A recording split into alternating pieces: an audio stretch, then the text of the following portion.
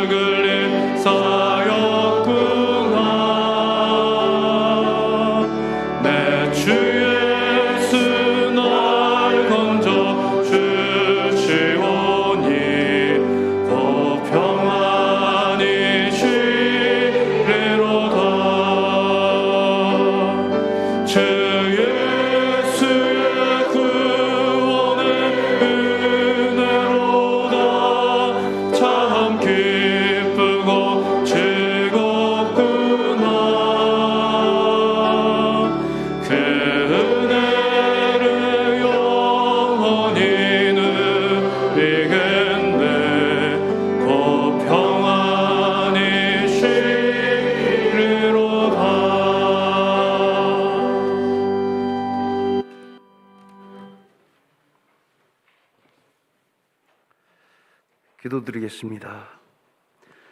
우리의 삶을 주관하시어 추수감사절과 총동원주일로 지킬 수 있도록 인도하신 하나님께 감사와 영광을 드립니다.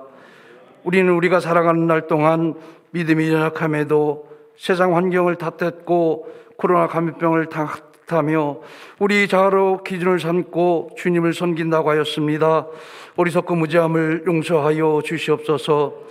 그럼에도 올 한 해에도 때에 따라 이른 비와 늦은 비로 부족한 것을 채워주시고 약할 때 강함을 허락하시고 악함을 선으로 인도하셔서 여기까지 인도하신 하나님께 우리의 온 마음을 다하여 예배와 예물을 드리오니 받아 주시옵소서.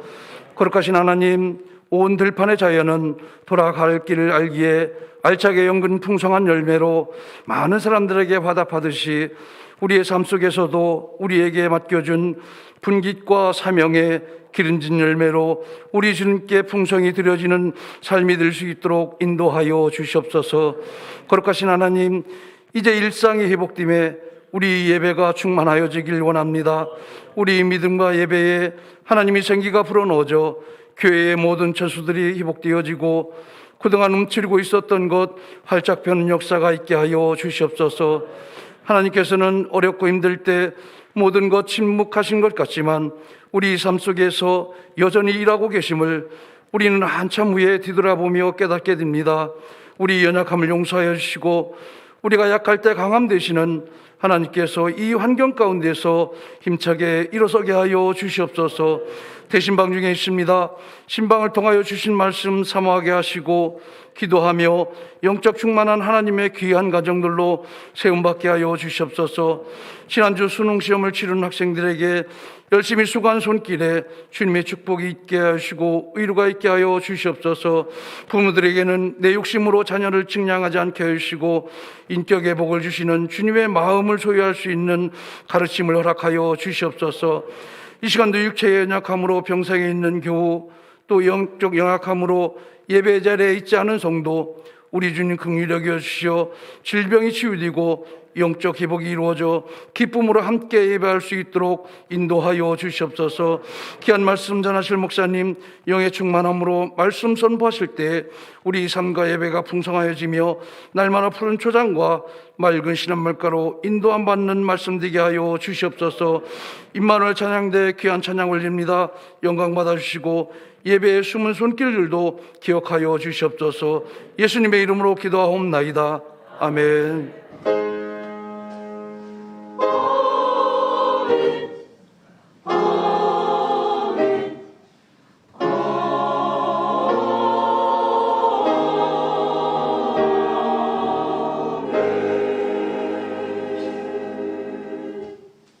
교회 소식은 주보를 첨부하도록 하겠습니다. 오늘은 추수감사 주일로 하나님 앞에 영광을 돌리고 아울러서 리드 코로나 시대에 맞춰서 함께 예배할 수 있도록 나오지 못하신 분들을 초대하고 또 잃어버린 영혼들을 찾는 총동원 전도 주일로 보내게 됩니다.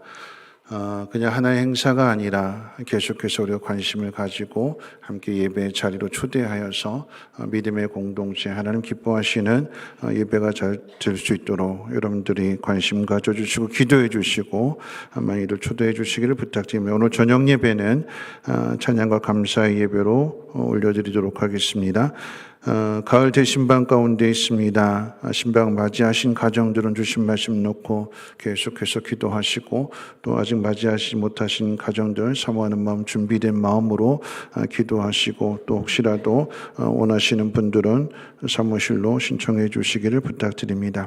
12월 둘째 주일 장로, 권사, 안수, 집사 피택되신 분들에 대한 임직식이 있습니다. 여러분 이것 위해서도 많이들 기도해 주시고 오후 이때는 저녁 예배가 아닌 오후 예배로 드려지게 되는 것 기억해 주시고요. 각 부서 총회 마치신 결과를 사무엘로 제출해 주시고 또 3부 예배 마치고 난 다음에 장로님들은 잠시 당회장실로 모이도록 하겠습니다. 추수감사절이어서 교회에서 준비한 떡이 있다고 합니다. 돌아가실 때 하나씩 받아가시기를 부탁드리고 함께 즐거워하면서 조금 양이지만 또 이웃들과 함께 마음을 좀 나눴으면 좋겠습니다. 하나님 말씀 보도록 합니다. 하나님 말씀은 다니엘서 11장 2절 말씀부터 4절까지 제가 가진 성경으로 1252페이지입니다. 다니엘서 11장 2절로 4절 말씀까지를 제가 봉독합니다. 구약성경 1252페이지 다니엘서 11장 2절부터 4절까지입니다.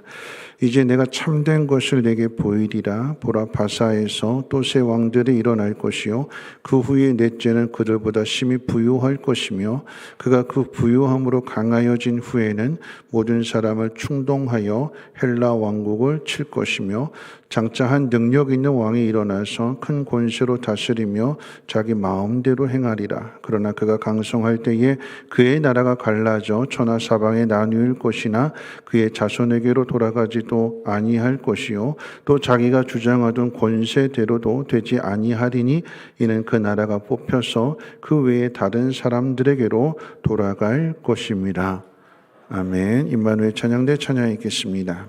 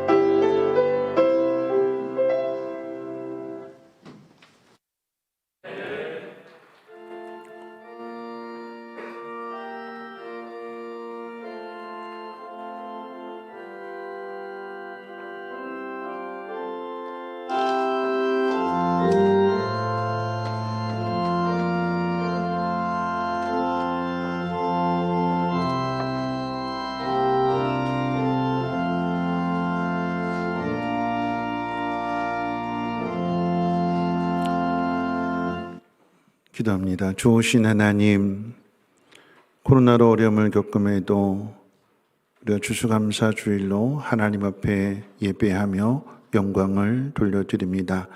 베풀어 주신 은혜와 사랑을 감사하고 건강 주심도 감사하고 생명 지켜주심도 감사해서 예물을 드리고 혹 그리 아니하실지라도 하나님을 믿는 믿음 안에서 드려지는 귀한 감사의 손길들 하나님 기억하여 주셔서 하나님 영광 받아 주옵시고, 하나님의 귀한 예물들을 씌워지는 곳곳마다 하나님의 그 놀라우신 은혜와 사랑이 전하여져서 저들도 하나님의 자녀가 되며 하나님 품으로 돌이킬 수 있도록 하나님 역사해 주시옵소서. 하나님 해마다 이렇게 강단 아름답게 꾸미는 손길들 하나님 기억하여 주셔서 하나님 사랑하는 마음으로 순종하오니 범사에 감사함이 더욱더 넘치게 하시고 평안케 하옵소서. 오늘 하나님 말씀을 듣습니다. 깨달아지게 하시고 마음의 울림뿐만 아니라 책임 있게 도와주시고 즐겁게 순종함으로 인하여 하나님의 뜻을 이루며 하나님의 높고 위대하심을 우리의 삶을 통해서 나타내는 축복의 통로들 되게 하옵소서. 감사드리며 모든 말씀 우리 구주 예수님의 이름으로 기도하옵나이다. 아멘. 네, 한 주일 동안도 잘 지내셨는지요? 이렇게 다시 뵈니 너무나 반갑습니다. 우리 옆에 분하고 인사 나누실 때 이렇게 인사하겠습니다. 잘 오셨습니다 하고 반갑게 인사하겠습니다. 네, 잘 오셨습니다. 네. 한 번 더 인사할까요? 이렇게 인사하겠습니다. 당신은 하나님의 자녀이며 나의 가족입니다 하고 인사하겠습니다. 당신은 하나님의 자녀이며 나의 가족입니다. 여러분, 가족끼리 만나니까 더 반갑지요. 그렇죠? 하나님은 얼마나 기쁘실까요? 한 피를 나눈 사람들이 함께 모이는 곳이 가정입니다. 각자 멀리 떨어져서 살다가도 명절이 되면 한자리에 다 같이 모이게 되지요. 아무리 멀리 떨어져서 살아도 또 아무리 오랫동안 떨어져 있어도 한자리에 모이면 더 반가운 마음을 갖는 것이 바로 가족입니다. 기다리는 가족도 또 멀리 떨어져 있다가 다시 만나게 된 가족도 지나간 세월들이 장애가 되지 않습니다. 오랜 시간으로 인한 서먹서먹함이 아닌 어제 본 것과 같은 친밀함과 포근함을 느끼는 곳, 그곳이 바로 내 집이며 내 집에는 나의 가족들이 있습니다. 그래서 힘을 얻는 거죠. 가족이 있기 때문에 참된 쉼과 평안함과 안식이 있기에 내가 어떤 모습을 살았을지라도 있는 모습 그대로를 받아주고 도와주고 함께 나누는 그런 사랑이 있기 때문에 우리는 그 가족을 통해서 또 집을 통해서 위로를 얻고 힘을 얻는 것입니다. 오늘은 2021년 맞이하는 추수감사주일입니다. 이스라엘 민족이 지키는 3대 명절, 즉 3대 절기 중 한 해의 마지막 명절이자 수장절 또는 장막절로도 불려지고 있습니다. 애굽에서 종살이를 하던 사람들, 광야에서 장막을 치고 40여 년을 살아야 했던 사람들이 약속의 땅에 들어가서 집을 짓고 농사를 짓게 된 것들, 지나온 날들을 현실의 자리에서 돌아보게 되니까 웬 은혜인고, 우리가 전에는 이렇게 살았는데 이렇게 바뀌었구나 하는 것을 생각해 보면서 함께 모여서 하나님 앞에 예배하고 하나님 앞에 감사의 영광을 돌리는 것이 바로 명절입니다.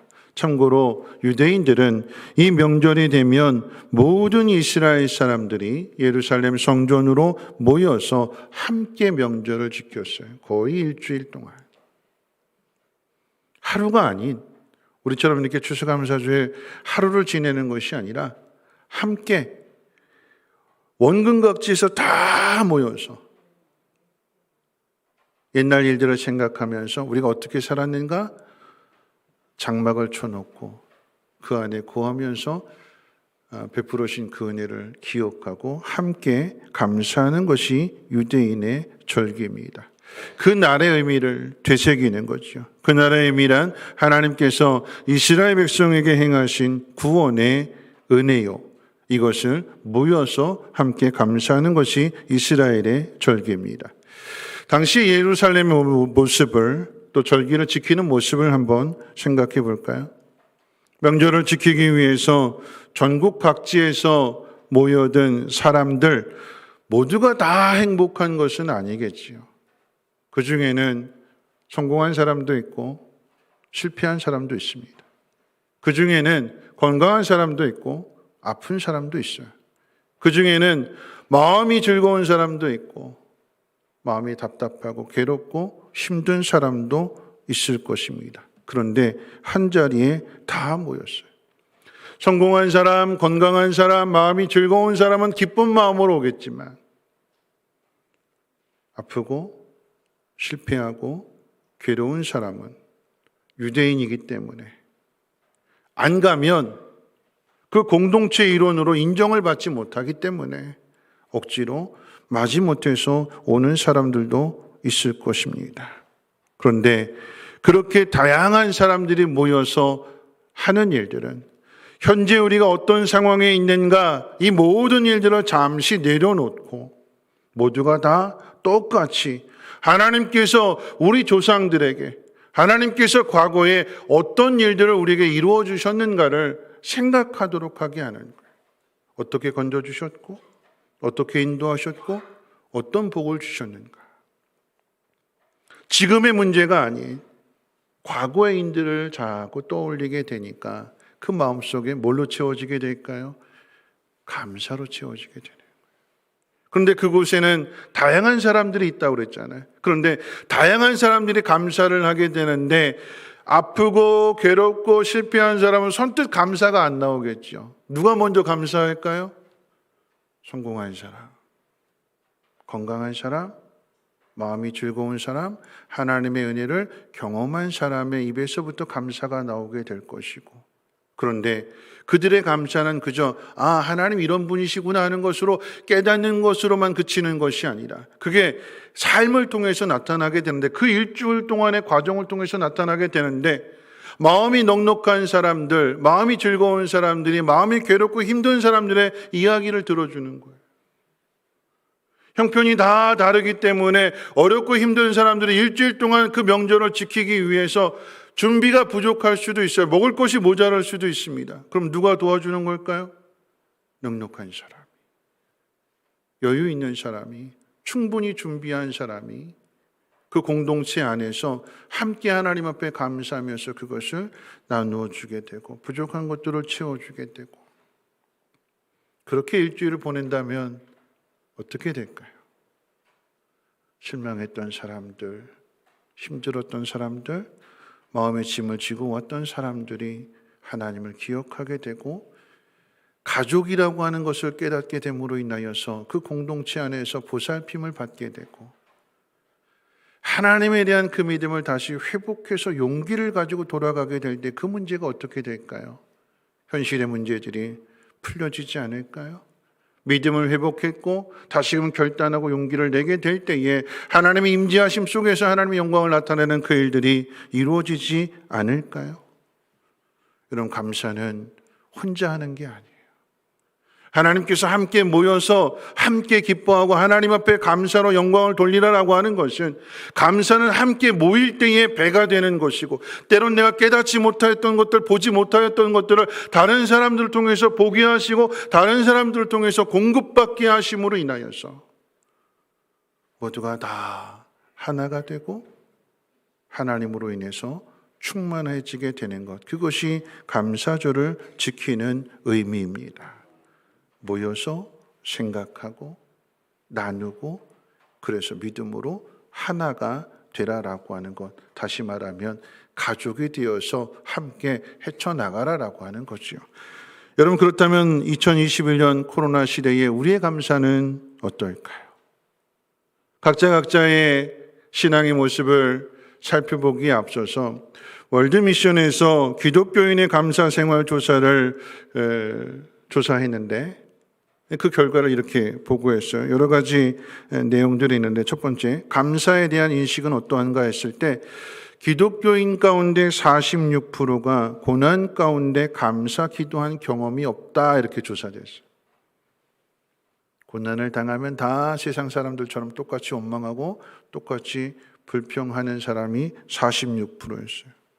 그 중에서도 4명 중에 1명은 평소에도 고난뿐만 아니라 평소에도 감사나 찬양을 드린 적이 없다라고 하는 것으로 그렇게 조사되었어요. 자, 이들이 이렇게 된 이유 중에 하나는 뭐냐면, 여러분, 우리에게 향하신 하나님의 뜻이 뭘까요? 성경에서 가르쳐주는 우리에게 향하신 하나님의 뜻. 데살로니가전서 5장, 항상 기뻐하라, 쉬지 말고 기도하라, 범사에 감사하라. 여러분, 이건 명령일까요? 우리가 노력해야 되는 권고사항일까요? 하나님 명령이죠. 근데 이걸 명령으로 받지 않고 권면으로 받아들여요. 권고로 받아들인다라고 하는 것은 해도 되고 안 해도 되는. 그래서 이것은 하나님 명령이 아니라 우리 보고 노력하라고 하는 거예요. 노력하라라고 하는 말씀으로 받아들이게 되면 이건 해도 되고 안 해도 되는 거예요. 당위성이 없어요. 근데 명령이라고 하는 것은 당위성이 있어요. 반드시 해야 돼요. 왜 해야 될까요? 왜 감사해야 될까요? 어려운데, 힘든데, 고난이 있는데 왜 감사해야 될까요?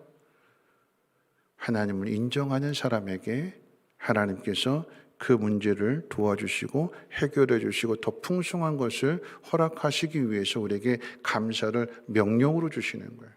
여러분, 똑같은 의미에서 원수를 사랑하라라고 하는 것은 권고일까요? 명령일까요? 명령이에요. 왜 명령이죠? 우리 안 하려고 하니까. 하기 싫어하니까. 원수 사랑하는 거 싫어하니까. 하나님 명령을 통해서 그 일을 하라고 하셔요. 왜 명령으로 주실까요? 그거 해야 되기 때문에. 그래야 내가 편하기 때문에. 자꾸 안 하고 버팅기면 버팅길수록 내가 힘들어지고, 잘못은 저 사람이 있는데 내가 피하게 되고, 꼴 보기 싫다고 고개 돌리게 되고. 누가 힘들어요? 내가 힘들어야 돼요. 하나님 우리에게 명령을 주시는 것은 해도 되고 안 해도 되는 것이 아니라 반드시 해라. 왜요? 그래야 복이 있다. 여러분, 감사는 하나님의 명령입니다. 자, 그렇다면 누가 감사하는가를 또 조사해 봤어요. 그랬더니 나이 어린 사람보다는 나이 많은 사람들, 연륜이 있는 사람들이 더 많이 감사를 하게 되고, 또 한편으로는 집단에 소속되어 있는 사람들이 감사가 더 많더래요.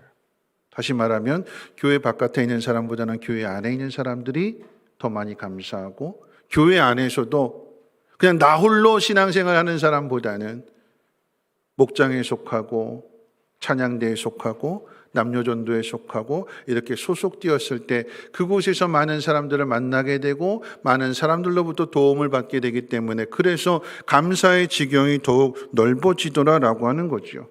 감사를 하면 할수록 사람들의 행복도도 높아지는 것으로 조사가 되었습니다. 자, 그렇다면 우리가 얼마나 감사를 하고 있을까요? 이 통계가 우리에게 충격을 주는데, 하나님 믿는 사람들을 대상으로 조사한 거예요. 안 믿는 사람들이 아니라. 자, 그러면 얼마나 감사를 표현하고 살고 있는가? 감사를 느끼는 사람들에게 조사했을 때 10명 중 2명만 감사를 표현하더래요. 10명 중 2명. 그래도 예수님 당시보다는 조금 나아요. 예수님 당시에 10명의 문둥병자를 고쳐주셨는데 몇 명 돌아왔어요? 1명 돌아왔어요. 1명. 예수님께서 물으셨어요. 나머지 9은 어디 있느냐? 왜 물으실까요? 왜 찾으실까요? 돌아온 사람을 통해서 주신 것을 보면 알 수 있어요. 왜 찾으셨어요? 육신의 문둥병만 고쳐주시는 것이 아니라 예수님이 누구신지를 아는 사람에게 영혼의 구원까지 주시려고 했는데 나머지 9은 돌아오지 않았어요. 한 사람만 돌아와서 감사했더니 그에게 더 귀하고 더 값진 것을 주님이 주셨어요. 근데 우리는 표현하지 않아요. 왜 표현하지 않는가를 조사해 봤대요. 근데 크게 3가지로 나눠지게 되는데, 왜 감사하지 않을까? 그 이유 중에 하나는, 첫 번째, 표현하는 것이 익숙하지 않아서. 감사는 훈련이고 연습이 돼야 되는데 이게 연습이 안 된 거예요. 훈련이 안 돼. 늘 세상의 일들로 짜증내고 불평하고 그것이 훈련이 되다 보니까 선뜻 감사가 안 나와요. 왜 감사하지 못하는가? 2번째 이유는 표현하는 방법을 몰라서, 어떻게 감사해야 될지를 몰라서. 그리고 3번째, 아주 공감이 가는 부분인데, 상대방이 다 알 건데 다 알겠지. 내가 고마워하는 거 다 알겠지. 저도 우리 집사람이 여보 나 사랑해 물으면 알잖아 이렇게 말해요. 구체적으로 표현을 안 해요. 네. 표현해야 되는데 표현하지 못하고 상대방이 알겠지. 그래서 우리의 감사가 메마른데요. 상대방이 알아도 고맙다고 감사하다고 표현하게 될 때 함께 행복해지게 되는 것이고 그 행복이 배가 되는 것입니다. 자, 마지막으로 조사의 결과를 코로나 이후에 그러면 기독교인의 감사는 어땠을까요? 줄어들었을까요? 늘어났을까요? 코로나 때 기독교인의 감사 더 감사했을까요? 아니면 덜 감사했을까요? 와, 아멘. 네. 네. 조사 결과 더 감사한 사람과 덜 감사한 사람과 비슷했어요. 여러분 그 이야기 중에서 한번 생각해보세요. 주목해야 되는 것은 코로나 시대에 더 감사한 사람들이 50%예요. 50%. 절반이에요. 다시 말하면 코로나 시대에도 더 감사했다라고 하는 것은 우리의 감사가 환경과 조건을 뛰어넘는 감사다라고 하는 얘기예요. 삶은 두렵고 걱정이 되고 미래를 알 수 없고 그러나 그 모든 것을 뛰어넘어서 하나님이 나를 붙들고 계시고 하나님 나를 사랑하시고 이 사실을 깨닫기 때문에 환경에 개의치 않고 환경을 뛰어넘는 그 감사가 진정한 감사가 되더라라고 하는 것입니다. 여러분 우리는 코로나 시대에 무엇을 감사해야 되는 걸까요? 오늘 우리는 이 자리에 추수감사주일 예배를 드리고 있습니다. 우리는 무엇에 감사해야 될까요? 2020년과 2021년 2년 가까이 우리의 일상을 파괴한 코로나가 여전히 해결되지 않고 있는데 무엇을 위한 감사를 해야 한다는 말일까요? 백신의 완료자가 70%를 넘어 리더 코로나 시대를 선언했는데 여러분 백신 3차까지 맞았는데도 돌파 감염이 됐대요. 하루 확진자가 3,000명씩 늘어난다고 합니다. 여전히 코로나에 대한 두려움이 있는데 세상이 어떻게 될까? 걱정과 불안과 두려움이 있는데 우리는 무엇을 감사해야 될까?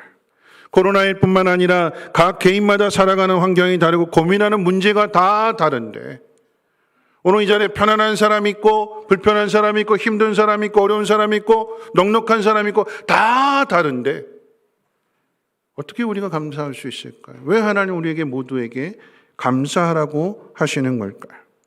여러분 그에 대한 대답을 2600년 전에 한 사람을 통해서 찾아보고자 합니다. 오늘 본문을 기록한 다니엘입니다.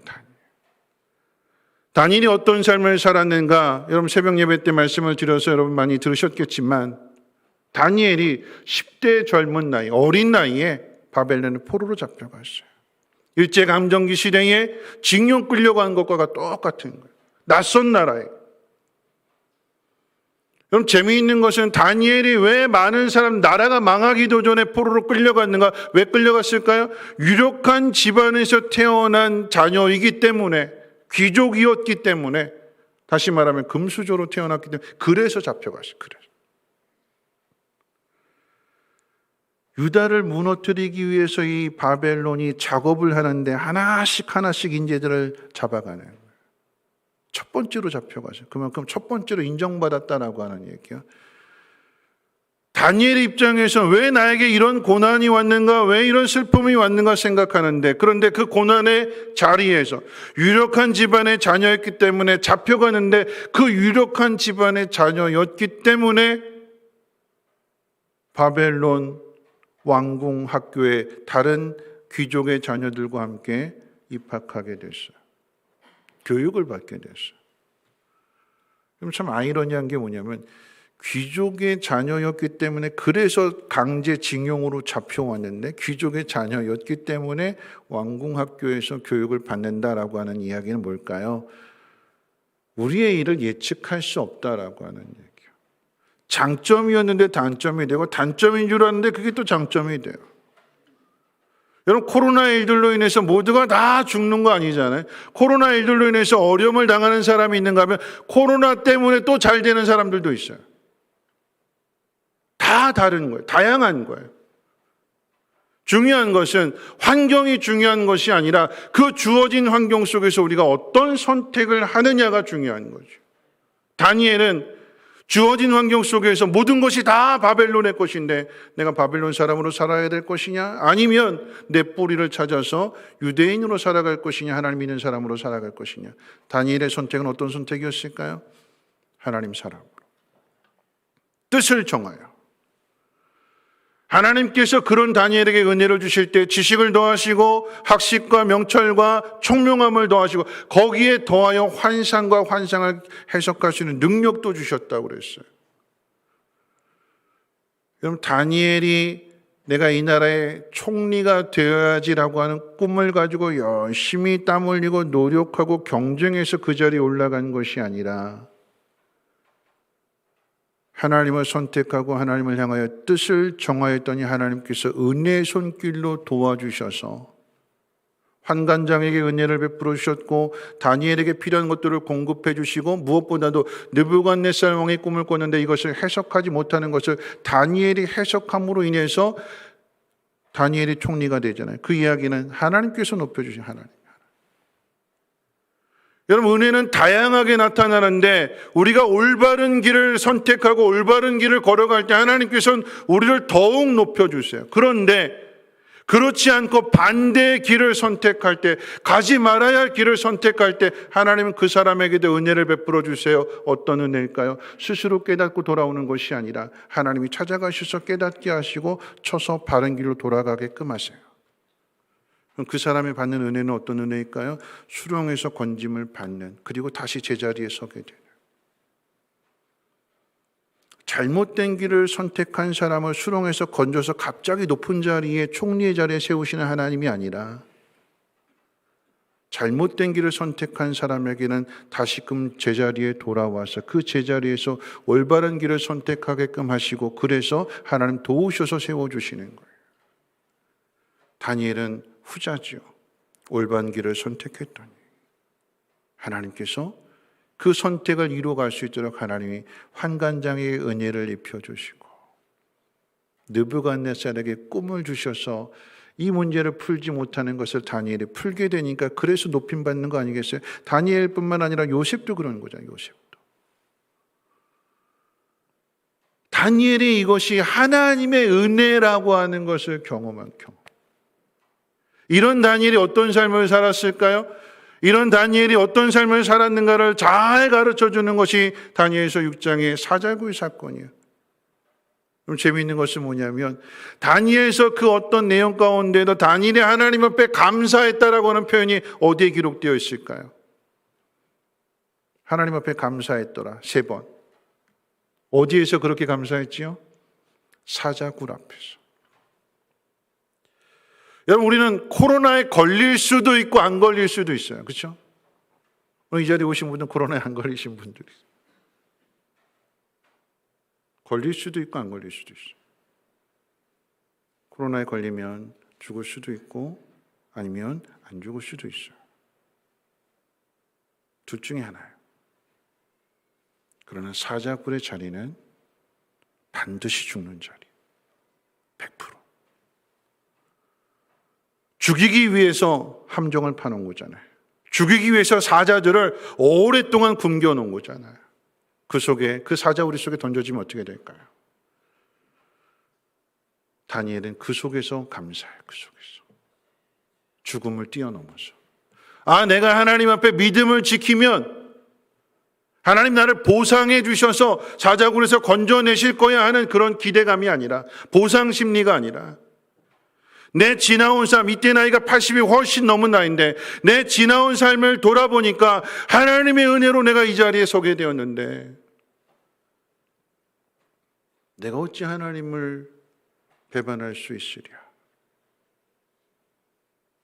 하나님이 나를 이 자리에 세워주셨는데 그래서 어떻게 해요? 창문을 열어놓고 죽음이여 오라. 그것도 하루에 3번. 왜 이렇게 할까요? 이렇게 하면서 뭐라고 고백했어요? 하나님 앞에 감사했다고 그랬어요. 이 어려움을, 이 시험을, 이 환난을 주신 것을 하나님 앞에 감사했대요. 여러분, 다니엘이 이렇게 감사하시는 이유가 어디에 있을까요? 오늘 이 본문을 통해서 우리에게 가르쳐 주는 것인데, 오늘 이 본문의 내용은 다니엘이 본 환상이에요. 하나님께서 다니엘에게 환상을 보여주실 때 어떤 환상을 보여주셨는가, 앞으로 되어질 일들인데, 오늘 이렇게 성경이 시작하고 있죠. 오늘 말씀 가운데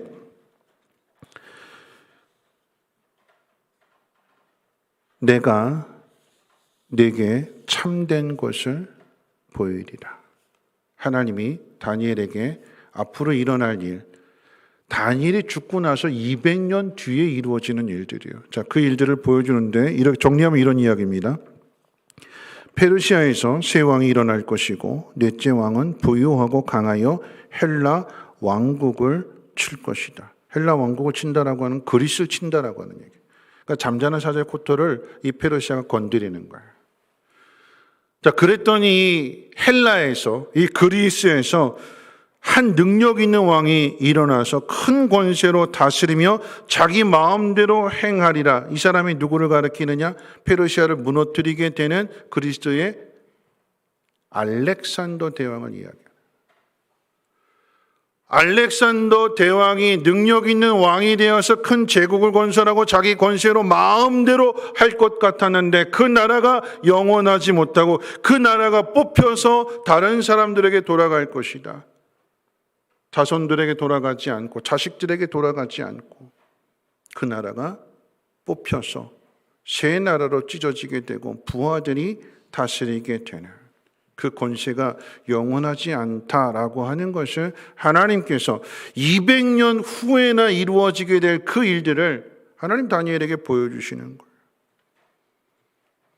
여러분, 이 일들을 기억하면서 다니엘이 자신의 위치 속에서 이스라엘 백성들을 한번 생각해 보는 거예요. 왜 우리가 이곳에 포로로 잡혀오게 되었는가? 왜 우리 나라가 망했을까? 왜 하나님 우리에게 이런 고난을 허락하셨을까? 아시리아, 바벨론, 페르시아, 그리스, 로마, 왜 이 역사의 소용돌이 안에 이스라엘을 그 가운데 두셨을까? 왜 고래 싸움에 새우등이 터지게 하셨을까? 다니엘이 생각해 보니까 그 과거에 화려했던 그 일들이 다 무너지게 된 것은 이스라엘의 죄 때문이라고 하는 사실을 깨닫게 된 것. 왜 쫓겨나게 되었을까요? 왜 하나님이 침묵하셨고, 왜 하나님이 이방인들이 들어와서 짓밟게 하시는 것을 그냥 내버려 두셨을까요? 이게 죄 때문이라고 하는 걸 알았어요. 그러니까 다니엘이 어떻게 해요? 자신과 이스라엘의 죄를 위해서 회개하잖아요. 그러면서 우리가 이 고난을 당하는 것이, 유다가 망하고 바벨론에 포로로 잡혀온 것이 죄에 대한 형벌을 치르는 거구나. 그래서 다니엘이 회개하게 될 때에 하나님께서 앞으로 되어지는 일들을 보여주시는데, 회개하면 돌아갈 줄 알고 이제 고난이 끝날 줄 알았는데, 바벨론, 페르시아, 그리스, 로마. 무슨 이야기일까요? 고난은 끝이 아니다. 하나님 그렇게 말씀합니다. 우리는 이것 좀 끝났으면 좋겠는데, 이제 좀 편하게 살면 좋겠는데, 죄를 뉘우쳤으니까 회개했으니까 고생 끝, 행복 시작, 이러면 좋겠는데, 하나님 보여주시는 건 뭐냐면 고난이 끝이 아니다. 여러분, 그렇죠. 우리 인생 한번 돌아보세요. 우리나라 역사를 한번 돌아보세요. 일제강점기, 6.25, 보릿고개, IMF, 코로나. 이제 끝날까요? 이제 이런 일이 다시는 찾아오지 않을까요? 우리의 미래를 우리는 알 수 없잖아요. 인간이 계속해서 선하게, 착하게, 아름답게 살아갈까요? 아니요. 사람들의 모습을 보면 계속해서 오히려 더 악해져요. 그럼 세상은 어떻게 될까요? 다니엘이 보는 것은, 자신의 인생을 통해서 깨닫고 경험하게 되는 것은, 우리의 죄로 인하여 우리가 망하게 되었고 포로로 잡혀오게 되었고 소망이 전혀 없는 그런 상태인데, 자신의 인생 가운데 찾아오신 하나님의 그 은혜를 생각하게 될 때에 하나님이 은혜를 주셔서 하나님이 지켜주시고 하나님 보호해 주시고 그 속에서 하나님이 함께 하신다라고 하는 것을 다니엘이 경험하게 되니까 이 믿음을 가지고 창문을 여는 거예요. 누구를 위해서요? 자기 자신을 위해서요? 아니요. 하나님 믿지 못하고 낙심하고 절망하고 두려워하는 이스라엘 민족들을 위해서. 왜요? 가족이기 때문에. 내가 경험한, 내가 깨달은 이 사실을 봐라 하고 창문을 여는 거예요. 봐라. 우리는 하나님 앞에 감사해야 된다. 하나님 우리를 붙들고 계시고 지켜주시고 우리를 건져주실 것이기 때문에. 여러분, 감사는 나 혼자로 끝나는 거 아니에요. 나 혼자 깨닫는 것으로 끝나는 것이 아니라 감사하는 사람은 이것을 전해줄 책임이 있는 거예요. 일해야 될 책임이 있는 거예요. 나 혼자 잘 먹고 잘 살기를 위해서 다니엘이 창문을 여는 것이 아니라 더 높아지기 위해서, 더 인정받기 위해서 창문을 여는 것이 아니라 사자굴 속에 들어간다 할지라도 하나님은 그 속에 함께 계실 것을 나는 믿는다. 혹 그리하지 아니하실지라도. 여러분, 그걸 보여주는 거잖아요. 그래서 돌아가게 되는 거 아니겠습니까? 여러분, 우리가 무엇에 대하여 감사해야 될까요? 하나님께서 다니엘에게 보여주신 이 모든 일들, 나라가 바뀌고 그 속에서 세상의 권세는 영원한 것이 아니다. 여러분, 고통을 당하는 건 이스라엘 민족만 고통당하는 거 아니에요. 주인이 계속해서 바뀌잖아요. 그러면 바벨론 사람들도 고통을 당하고 망했으니까 페르시아 사람도 고통당하고 그리스 사람도 고통당하고 다 고통을 당하는 거예요. 그런데 그 속에서 유대인들은, 하나님의 사람들은 하나님 함께 하심을 경험하기 때문에 다시 돌아가는 거 아니겠습니까? 우리는 고난이 없었으면 좋겠다라고 생각하는데 세상의 역사는 인간의 죄로 인해서 고난이 끝이 없대요. 계속해서. 여러분 한번 생각해 보세요. 인간의 간절한 바람은 행복입니다. 그 행복을 위해서 세상에서 제일 똑똑한 사람들이 노력하잖아요. 정치인들이 되고 과학자가 되고 경제인들이 되고 행복한 세상을 만들기 위해서 열심히 연구를 해요. 근데 그 결과가 어떨까요? 그럼 옛날에는 그래도 가장이 가정을 책임졌어요. 지금 살아가는 모습은 맞벌이를 해도 허덕거려요. 힘들어요. 아이들 학원 보내는 것도 힘들고 집 한 채, 아파트 한 채 마련하는 것도 둘이 맞벌이를 해도 힘들고 과학을 통해서 로봇을 만들면 편해졌지요. 근데 그 편해짐으로 인해서 우리 일자리가 줄어들잖아요. 과학을 발명해서 이제는 전기차 시대가 되었습니다. 얼마 전에 2024년도 현대자동차가 차를 만들었는데 운전대가 없대요. 운전대가 있어야지 이거 핸들을 조정하는데 2024년도부터는 지금 미리 나온 거예요. 실험 단계에 있는 거예요. 운전대가 없는 차. 그럼 세상이 이렇게 편해졌어요. 세상은 편해졌는데 반대로 지구는 병들어가고 있어요. 자꾸 신호를 보내잖아요. 그럼 이 가을에 추웠다 더웠다. 왜 이런 일들이 일어나게 되는 걸까요? 신호를 보내요. 왜 코로나가 일어났을까요? 지구가 병들어가고 있다라고 하는 것을 하나님 우리에게 깨닫게 해주시는 거예요. 여러분, 우리의 고통은 끊이지 않습니다. 전쟁의 위협이 있고요. 전염병의 위협이 있고요. 자연재해가 있고요. 그 속에서 제일 안전한 것이 무엇일까요? 왜 하나님께서 다니엘에게 바벨론이 망하고 그리스가 망하고 로마가 망하는 것들을 환상을 통해서 보여주시는 걸까요? 망하는 거 잘 봐라. 그게 교훈일까요? 아니요. 그런 세상의 역사 속에서, 세상의 소용돌이 속에서 하나님이 하나님의 나라를 시작하기 위해서 보여주시는 거예요. 그 하나님의 나라가 어떻게 시작이 됐을까요? 예수님이 이 땅에 오심으로.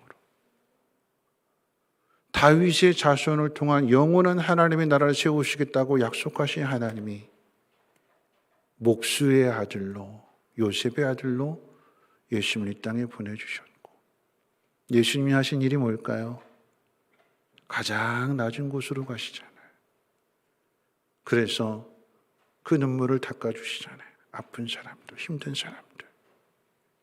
그리고는 우리의 문제를 해결할 수 없는 이 죄의 문제, 우리 힘으로 해결할 수 없는 이 죄의 문제를 주님이 십자가를 져주시고 우리의 죄를 용서해 주시고 하나님의 자녀 삼아 주심으로 인하여 가족이 되게 하셨잖아요.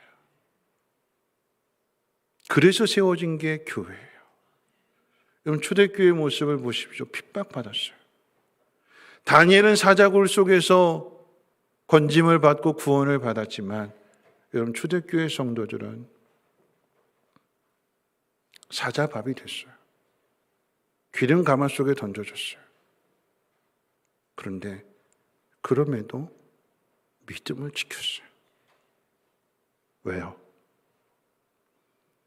죽음으로 위협했는데 초대교회 성도들은 죽음을 뛰어넘었어요. 예수 그리스도의 부활을 믿음으로 인하여서 우리가 죽음을 통해서 하나님 나라에 들어간다. 죽음은 끝이 아니라 영원한 하나님 나라의 시작이라고 하는 것을 믿으니까 다니엘처럼 죽음이여 오라. 세상의 교회를 핍박하는 것은, 로마가 교회를 핍박하는 것은 씨를 말리겠다라고 하는 얘기예요. 아예 문을 닫게 하겠다, 사라지게 하겠다라는 것이었는데, 그런데 그 고난 속에서 교회는 더욱 모였고 가난한 사람들을, 부유한 사람들이 자신의 땅을 팔아서 도와주었고, 여러분 이 모습 속에서 위로받고 힘을 얻고 새 힘을 얻게 되니까 주어진 현실들을 이겨내더라라고 하는 거 아니겠습니까? 바벨론의 포로로 잡혀간 게 하나님의 저주인 줄 알았어요. 하나님 심판인 줄 알았습니다. 근데 하나님은 그곳에 계셨고 다니엘에게 은혜를 허락해 주심으로 인해서 이 은혜를 깨닫게 되니까 다니엘은 깨닫지 못한 사람들에게 가르쳐 주기 위해서 죽음도 두려워하지 않고 죽음을 뛰어넘는 그 신앙의 모습을 맨 위에서 보여주게 되니까 밑에 있는 이스라엘 백성들이 그 모습을 보고 위로를 얻고 소망을 얻고 함께 돌아가는 거 아니겠습니까? 말씀을 맺으면서 금요일날 예배를 마치고 집에 갔는데 저는 이제 그 모가디슈라고 하는 영화를 본 적이 있거든요. 근데 이제 예은이가 아빠 우리 영화 봤는데 그 뒤의 이야기야, 비하인드 스토리야 그러면서 이제 SBS에서 얼마 전에 방영한 꼬꼬무라고 하는 것을 이제 틀어줬어요. 근데 그 내용을 보게 되니까 소말리아 내전 당시에 대한민국 대사관과 북한 대사관이 서로 하나가 되어서 그 사지에서 벗어나게 되는 그 실화를 영화한 거거든요. 근데 이제 그걸 소개하면서 그 당시에 대사관이었던 분이 인터뷰를 하는데 그렇게 이야기해요. 처음에는 이념 때문에 서로 견제했고 서로 미워했고 그랬는데 어떻게든 그 소말리아에서 벗어나야 되는데 그런데 이탈리아 대사관에 가서 요청을 했더니 총 가족이 전부 다 남한 북한 다 해서 21명인데 비행기 자리는 7명밖에 없대요. 그 이탈리아 대사가 당신이 우리한테 부탁하니까 대한민국 대사관 가족 7사람만 그 자리에 타라고. 그랬더니 이 대사관이 그럴 수는 없다고. 그 이탈리아 대사관의 바지를 붙들고 제발 좀 우리 같이 살게 해달라고. 이 이탈리아 대사관이 들어가더니 1시간 뒤에 한참 기다려서 나오더니 군 수송기를 예약했다고. 마침 한 수송기가 오기로 했다. 그리고 이제 그 수송기까지 타기 위해서 그 과정에 이제 공항까지 궁을 지나야 되는데 대통령 궁을 지나야 되는데 한참 전쟁 중이어서 총알이 빗발치는 그 속을 뚫고 들어와야 되는데 그 속에서 저는 깨닫게 된 게 뭐냐면 북한군 무전사가 이제 남한의 그 대사관 살아있는 사람이 자기가 운전하겠다고 했더니 그 무전사가 우리 가족이 뒤에 타고 있으니까 내 가족은 내가 지켜야겠노라고 그리고는 자기가 운전대를 잡더래요.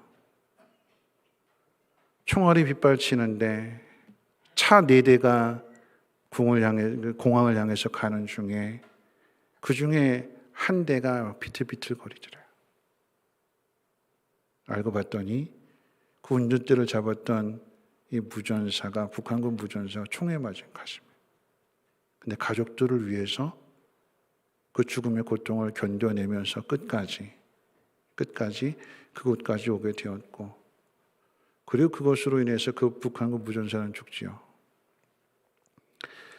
모두가 다 안전하게 이제 수송기로 피신하게 될 때 그 비행기 안에서 우리의 인연은 여기까지입니다.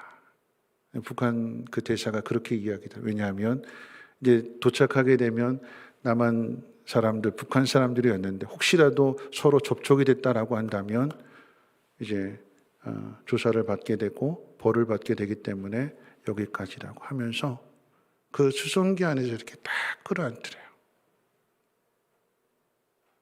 고맙다고.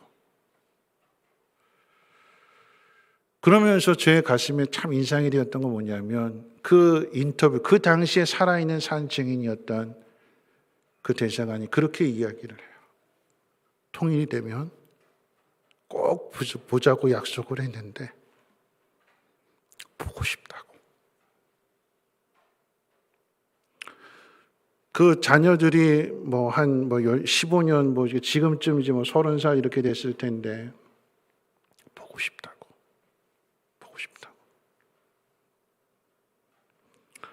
사지를 넘나드니까 서로 이념이 달랐고 서로 미워했는데, 근데 그 속에서 가족이 된 거예요.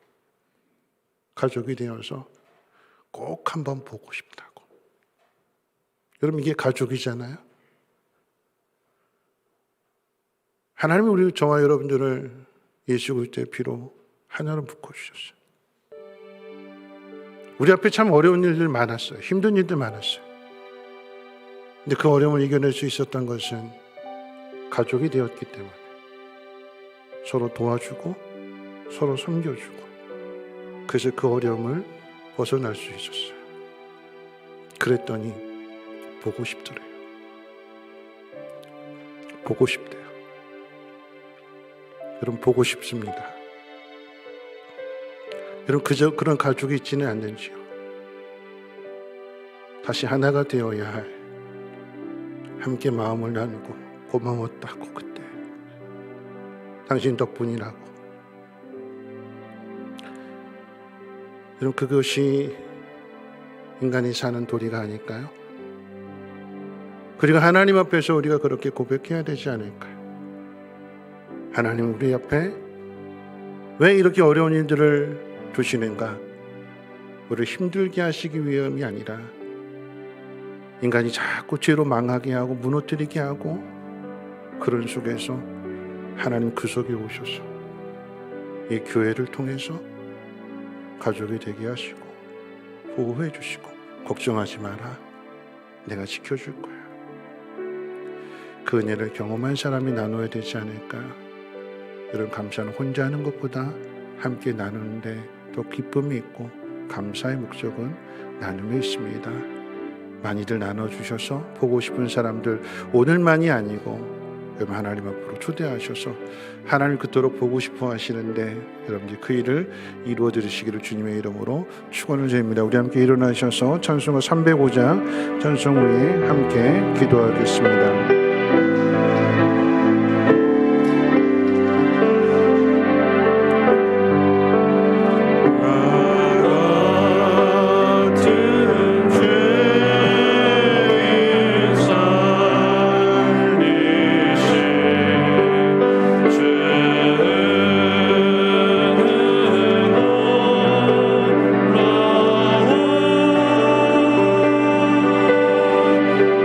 이로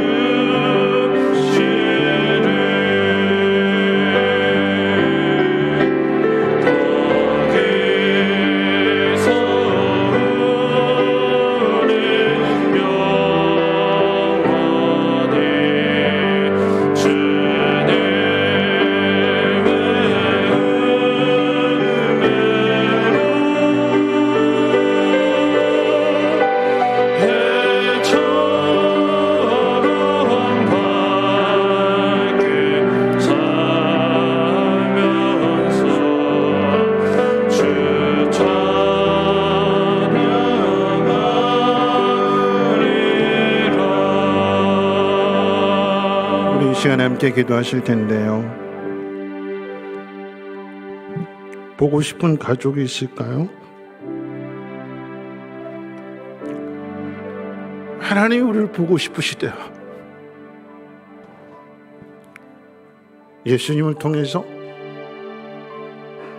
우리에게 영원한 생명을 주셨는데 우리가 그 사실을 믿지 못하고 깨닫지 못하고 원망하고 불평하고 세상으로 나가고 하나님 보고 싶으시대요. 하나님 앞에 돌아오는, 왜 하나님 우리 앞에 고난을 주실까요? 왜 어려운 일들을 많이 주실까요? 죄 때문인데.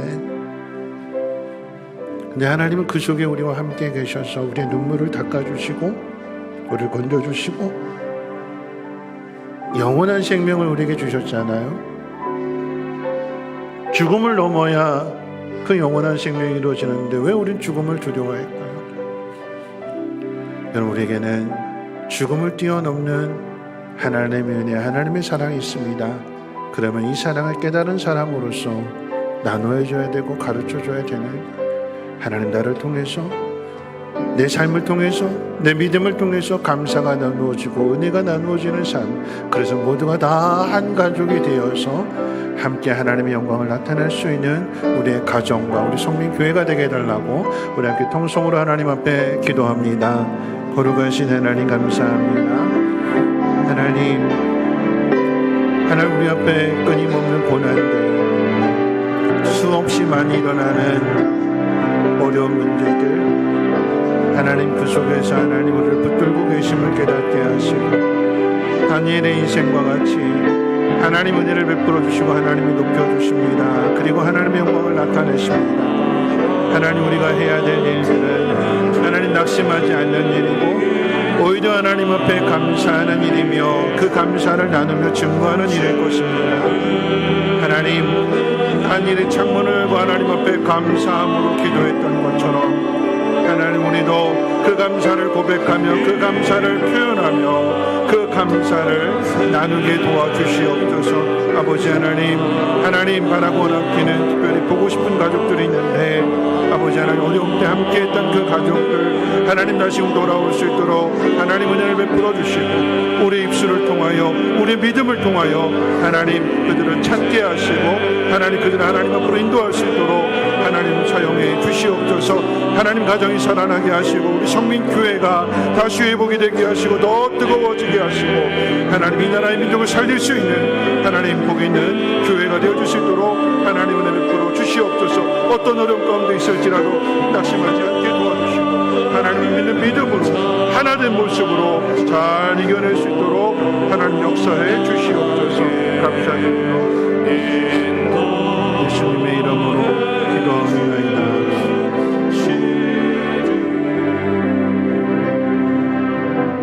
좋으신 하나님, 한치 앞을 내다볼 수 없지만 그러나 그 속에서도 하나님 우리를 얼마나 사랑하시는가 예수 그리스도를 통하여 확증해 주셨기에 하나님 믿음 잃지 않게 하시고 하나님을 믿는 믿음을 통하여 죽음을 이겨낼 수 있는 귀한 사랑의 삶을 살아내게 하옵소서. 연약한 자, 절망에 빠진 사람들, 두려움에 빠진 사람들 하나님 저들의 손을 잡아주게 하시고 이야기를 들어주고 도와주고 섬김으로 인하여서 하나의 가족이 되게 하시고 하나님 앞에 영혼 돌릴 수 있는 우리 모두가 되게 하옵소서. 감사함으로 제사를 드리는 자가 하나님을 영화롭게 한다고 하였사오니 하나님 오늘 밤에도 하나님 앞에 찬양하며 간증하며 고백하게 될 때에 우리의 예배를 받아 주시옵소서. 이제는 우리 주 예수 그리스도의 무한하신 은혜와 하나님의 그 크신 사랑하심과 성령님의 감화 감동 충만 보호 역사하심이 하나님의 그 놀라우신 은혜와 사랑을 깨닫고 세상 속에서 참된 그리스도인으로 하나님의 자녀로 또한 가족으로 살아가기를 소망하고 결단하는 사랑하는 제 백성들 머리머리 위에와 가정과 하는 모든 일과 특별히 자녀들 위해 성민교회 쉼터 유치원 이 나라의 민족과 북한 땅과 아프가니스탄 위에까지 이제로부터 영원토록 항상 함께 있을지어다. 아멘.